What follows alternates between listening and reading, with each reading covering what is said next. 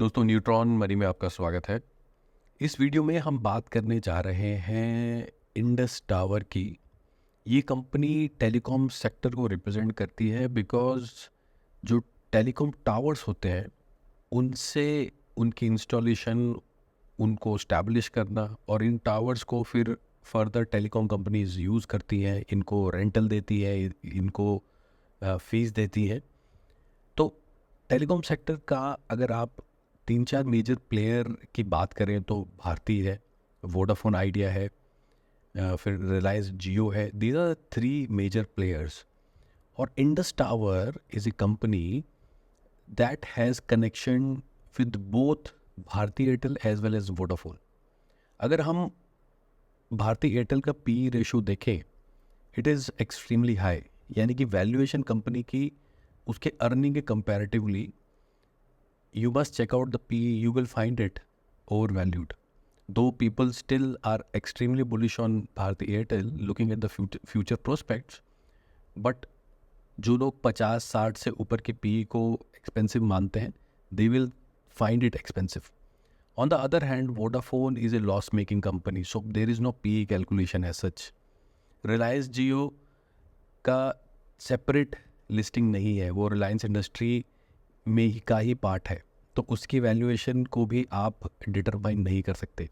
On the other hand Indus tower की अगर हम बात करें, मैं यहाँ पे वैल्यूएशन की बात भी करूँगा। In that category you will find Indus Tower not overvalued. In fact, it is still a company that could be said as not fully valued with respect to the price of the stock. एक और company है call Tata communication, उस पर भी नज़र डालिएगा। It also looks like not overvalued in comparison to the other players. तो बात करने जा रहे हैं इंडस टावर की, क्योंकि specifically it is not a telecom service provider but it is the part of industry. It makes those towers जिसको use करती हैं आगे टेलीकॉम कंपनीज। तो आइए बात करते हैं इंडस टावर में। इस पूरी एनालिसिस में हम लोग जितने भी टेक्नो फंडा पॉइंट्स होते हैं उनको कवर ज़रूर करेंगे। अगर कवर किए पॉइंट्स में आपको लगता है कुछ कवर नहीं हुए हैं, please put them in the comment box. सबसे पहले इंडस टावर को हम एनएससी की वेबसाइट पे देखते हैं। 424.6 आज इसका क्लोजिंग प्राइस है, लगभग 1,14,000 के आसपास, 1,14,000 करोड़ के आसपास इसका मार्केट कैप है। आज जो टोटल ट्रेडेड वॉल्यूम था लगभग 69 लाख के आसपास ट्रेडेड वॉल्यूम था। और इसके बाकी डेटा पॉइंट्स की बात करें तो 52 वीक्स हाई इसके लगभग 453 रह चुके हैं और 52 वीक्स लो लगभग 157 के रह चुके हैं। यानी कि अपने 22 अगस्त को लगे 52 वीक्स लो से लेके अब तक ये बहुत अच्छे रिटर्न्स दे चुका है और almost hovering at its 52 weeks high level.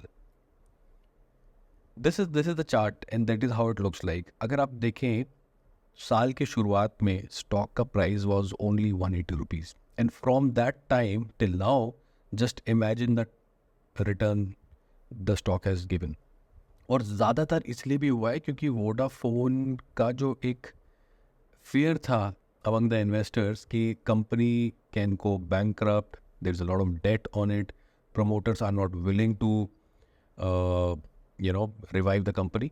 और वोडाफोन को इंडस टावर का एक बहुत बिग अमाउंट था जो पे करना था, जो इनकी बुक्स पे दिखाई दे रहा था, जिस करके इंडस टावर की बैलेंस शीट भी was very disturbed and people are not giving it the true value which the company deserve। और जब वो वोडाफोन आइडिया का इशू रिजॉल्व हुआ, प्रमोटर ने फंड इन्फ्यूज़ किए, फंड रेज किए, उसके बाद इंडस टावर को भी एक वैल्यूएशन कंफर्ट आता हुआ दिखाई दिया।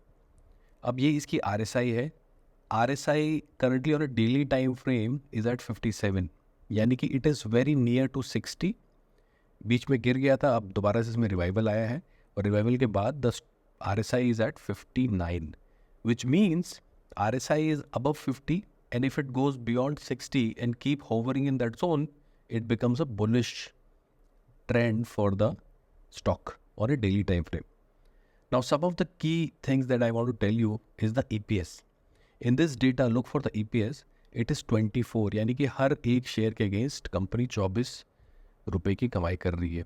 और अगर स्टॉक प्राइस से उसको डिवाइड करें, यानी कि प्राइस टू अर्निंग रेशो निकालते हैं, it is 17.45. Now just go and Google the PE of Bharti Airtel. I am not saying कि इंडस टावर को आप डायरेक्टली कंपेयर करें, दो अलग अलग कंपनीज हैं, but somehow I want to compare it because Bharti Airtel has roots in telecom sector, right. केवल 17.45 के मल्टीपल पे कंपनी मिल रही है with respects to its earning. और क्या अर्निंग ग्रो कर रही है कि नहीं, इसके बारे में भी बात करते हैं. Now look at the earning. The orange line represent the margins. They had the best of the best margin in Q1 24. Look at the revenue. It is constant. Look at the profitability. Because margin improve हुए तो profitability भी improve हो गई, जिसका impact हमें stock price पे आता हुआ दिखाई दिया. Now ये stock के returns है 166% return एक साल में, 83% return 6 महीने में, 24% return in 3 months, 4% return in 1 week. Technical parameters को अगर हम देखें, so there is some profit booking from the top, there is some consolidation happening. So technical parameter में the stock currently looks little neutral. Analyst are also neutral on this because stock already काफ़ी run up दे चुका है. But people who are looking for a long term options on their portfolio, और वो कहीं ना कहीं एक टेलीकॉम सेक्टर में एक ऐसा जोन ढूंढ रहे हैं which is not overvalued right now because some of the companies are extremely overvalued. So telecom sector को अगर आप अपने portfolio में कुछ part देना चाहते हैं तो you can consider this company also. Though analyst short term में कोई target नहीं दे रहे, but look at the valuation.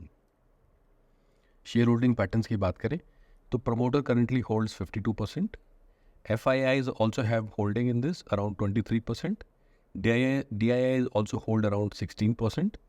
And public hold around 7.82%. So it is a mix of both promoter, FII, DIIs and public. Now, do we see any pledged in the promoter shareholding? Yes, in June 2023, 30% of the shares were pledged. Now that percentage have gone down to 5.8 only, which is extremely good. दो पहली बात तो pledge नहीं होने चाहिए, but हमें एक down side trend दिखाई दिया है. Till March 2024 30% of the stocks of promoter were pledged and now it is only 5.8%, यानी कि एक बहुत अच्छा खासा अमाउंट प्रमोटर्स ने अपने प्लेज शेयर को छुड़ाने के लिए दिया and now they are free from it. Now but do we also see promoter selling its stake? Yes, we see from March 2024 to June 2024 promoter stake was 69, now it is only 52. So promoter have kind of have sold their shares और उन्होंने इतना percent stake रखा है जिससे आप एक authoritative position में बने रह सकते हैं. फेस वैल्यू कंपनी की 10 है. Now this is interesting. आपने ऐसी कंपनीज भी देखी होगी जिसकी फेस वैल्यू 1 है और 2 है, यानी कि स्टॉक अभी ज़्यादा डिवाइड नहीं हुआ है. Each and every stock of Indus Tower holds a face value of 10. So कल को अगर बहुत अच्छा रनअप आता है, we might see some split also coming up because उसकी प्रोबेबिलिटी है that scope has been left on the table. Beta is 1.65, यानी कि अगर निफ्टी 1% मूव करता है तो this moves around 1.65%. So beta is basically the volatility comparison between the index and the stock. It is a volatile stock, we know that because अगर कोई इसका daily chart देख रहा हो, ही विल रियलाइज कि without any notice it gives a up swing and down swing. Sector P is 26. मैंने इसका P आपको दिखाया है 17.45. दिस इज सेक्टर का पी 26 है, यानी कि अपने सेक्टर के comparatively we still have not seen a lot of run up in the stock, though the earning and everything else is intact. Now I want to also show you the ROCE. Look for ROCE in this slide. You will see the ROCE of 22.1%. Extremely good ROCE. ROCE means return on capital employed. जितना capital company ने employ कर रखा है business में, उसका 22% company earn कर लेती है. That is ROCE. So if a company is earning 22%, just imagine the kind of return company will give you on your investment, we should always invest in a company जिसका ROC अच्छा हो, यानी कि अगर company कमाई नहीं कर रही होगी तो वो आपको क्या कमा के देगी, और यहाँ पे कंपनी 22% कमाई कर रही है. So guys, this is the analysis that we try to do. आपको कैसा लगा? हमने 360 डिग्री अप्रोच रखी है इसके एनालिसिस में. Is there anything that we were not able to capture? Please comment box में कमेंट ज़रूर करें. And I hope this was a fruitful discussion about Indus Tower and the industry overall and the other players available in the industry. Thank you so much for watching.